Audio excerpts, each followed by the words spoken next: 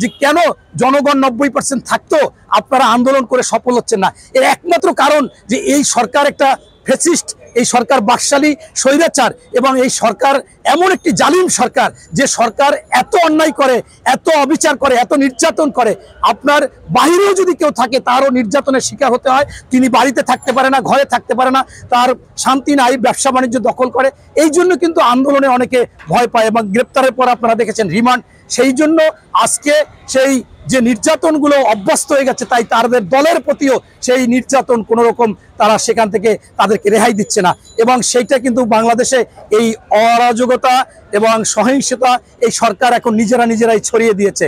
এবং তারা, আমি মনে করি যে এই আনোয়ারুল আজিমের মতো তাদের সংসদে প্রচুর লোক আছে, এবং এটা যে আছে তার ইঙ্গিত কিন্তু শেখ হাসিনা পবিত্র সংসদে বসে বলেছিল যে আমি ছাড়া আমার দলের সবাইকে কেনা যায়। মানে কি, উনি ছাড়া সবগুলো চোর, সবগুলো প্রতারক, সবগুলো পাচারকারী, সবগুলো দুর্নীতিবাজ, সবগুলো চোরাচালানকারী, এবং তারা সব ঘুষখোর দুর্নীতিবাজ। এটা কিন্তু প্রমাণ। কিন্তু সেখানে কিন্তু উনিও হয়তোবা আছে, কিন্তু সেটা কখন প্রমাণ হবে? এক বেনজির আপনি দেখেন, যখন তিনি তার অবস্থান থেকে সরে গেছে, রিটায়ার্ড করেছে, তখন যখন কালবেলা পত্রিকায় প্রথম লেখলো তার দুর্নীতির কথা, এরপর কিন্তু আপনারা একের পর এক লিখেছেন। আমিও আপনাদের মাধ্যমে চ্যালেঞ্জ করতে চাই, যদি আজকে এই সরকার নির্দলীয় সরকারের হাতে ক্ষমতা ছাড়ে, ওই দিনই শত শত মামলা হবে, সেখানে শেখ হাসিনার নামও থাকবে। এবং আমাদের সুশীল সমাজের আপনার অনেকেই বলেছিল যে যদি আজকে এই একজন সাংবাদিক নুরুল কবির, তিনি বলেছিল এই সরকার কেন পদত্যাগ করে না, কেন ক্ষমতা ছাড়ে না। এই সরকার প্রধান নিজে জানে যে আজকে যদি ক্ষমতা ছাড়ে ওনার 150 বছর জেল হবে এবং আজীবন ওনার জেলে থাকতে হবে, জেলে থেকে মৃত্যুবরণ হবে, ফাঁসিও হতে পারে। এই কথাগুলোকে উড়িয়ে দেওয়া যায় না। তাই আমি মনে করি যে এখনো সময় আছে।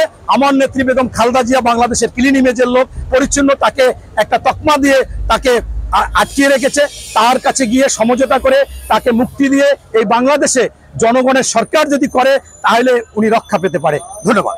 একটা বিষয় লক্ষ্য করা গেছে, কেউ যদি অবসরে যায় বা কেউ চলে যায় পরে, তারপর তার দুর্নীতি বা অন্যান্য সামনে আসে, আর বেঁচে থাকতে হয় না কেন? এটা আমি এটা আগেই বলেছি যে এত জালিম, এত জুলুম, সাংবাদিকরাও তাদের কাছ থেকে রেহাই পায় না।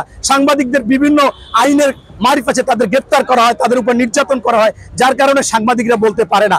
আমি আরেকটা কথা বলতে চাচ্ছি যে এই সদ্য 2-3 দিনে শেখ হাসিনা যে সমস্ত কথাবার্তা বলতেছে, একবার উনি বলেছে যে আপনারা এই যে ডলার সংকট নিয়ে কোনো চিন্তা করবেন না। আবার উনি বলেছে সাদা চামড়ার লোকজন এই বাংলাদেশকে, উনি অনেক কিছু চেয়েছিল। এখন আপনারা কিন্তু জানেন যে ওনার ছেলে বিবাহ করেছে সাদা চামড়ার লোক, সে ইহুদি খ্রিস্টান। এটা তো উনি আগেই সেইটা হয়ে রয়েছে। আপনার একটা বংশের পরিচয় হয় সন্তান এবং ছেলে সন্তান দিয়ে। কোনো ছেলের সন্তানই জয় সে ইহুদি বা আপনার খ্রিস্টান বিয়ে করেছে, উনি আজকে বলতেছে সেটা কিন্তু পরিষ্কার করে নাই। আমি মনে করি এটা আমাদের সার্বভৌমত্ব রক্ষার ক্ষেত্রে ওনার স্পষ্ট করা উচিত। এবং ওনাকে আমি বলতে চাই যে আপনি বলছেন যে ডলার নিয়ে চিন্তা করবেন না, আরে মানুষের ঘুমই তো হারাম হয়ে গেছে, মানুষ তো খেতে পারতেছে না। মানুষ, আপনার বলছেন যে